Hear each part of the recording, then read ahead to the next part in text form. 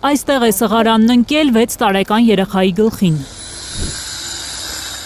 Դեպքի հաջորդ օրը Բյուրեղավանի քաղաքապետարանից եկել են մաքրել ողբերգության հետքը, ապա մոնտաժել ժանգոտված խաղահրապարակը տասնամյակներով չվերանորոգված ճոճանակներով։ Ժողովուրդ ջան, սա Ղարյան հետքեր է, երեխան ընկել է։ Հարևանները պատմում են, որ երեխան բարձրացել է այս կապույտ սղարանի վրա, այն շրջվել է եւ ինքը մնացել է սղարանի տակ։ Որը բետոնի մեջ դրած չի։ Երկաթի մի հատված վնասել է փոքրիկի գլուխը։ 6 օր հիվանդանոցում ծայրահեղ ծանր վիճակում մնալուց հետո տղան գիրակի մահացել է։ Դրսում էի բղավոցները լսեցի, մինչև մոտեցա դեպի այդ ձայները, տեսա տղամարդ էր վազում, ինչ որ աննաշաղախ գլխով երեխան գիր կա, վարքյանական տղաներից մեկը իր վերնաշապիկով փորձեց արյունը, այսպես փաթաթել, որ արյունը կանգ առնի, բայց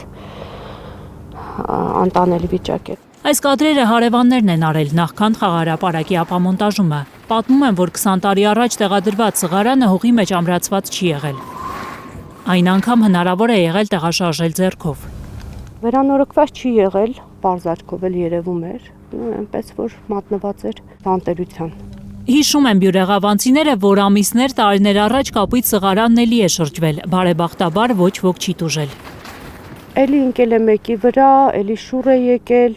նույն այստեղ շատ ուժեղ քամիներ են։ Ինչու են ծնողները թողել երեխաներին խաղալ այս վտանգավոր ճոճանակների վրա։ Ով է պատասխանատու 6 տարեկան երեխայի մահվան համար։ Համայնքապատկան տարածքում է այս խաղահրապարակը։ Բյուրեղավանի համայնքապետարանը վերջին անգամ երբ է ստուգել, անվտանգ է այն։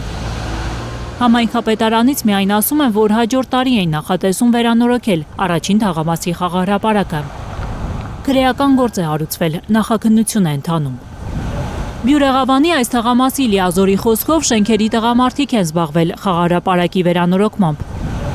Տիկին Լյուբովի խոսքով նման փոքր հարցերով չեն ցանկացել անհանգստացնել համայնքապետարանին։ Мы вообще-то сами делаем. Ինքներս էինք անում։ Сами делаем. Մարդիկ կային, որ կարող էին անել։ Чего тревожить համապետարան, когда можно самим делать? Բյուրեղավանցիների խոսքով այս թաղամասում 80-ից ավելի երեխա է ապրում։ Նրանք ամայացած այս դաշտերում են խաղում։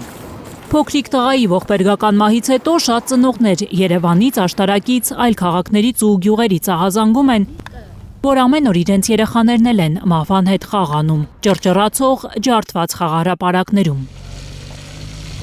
Գայանե Մովսիսյան, Առաքել Օհանյան, Գագիկ Տեր-Ղազարյան, Հայրուր։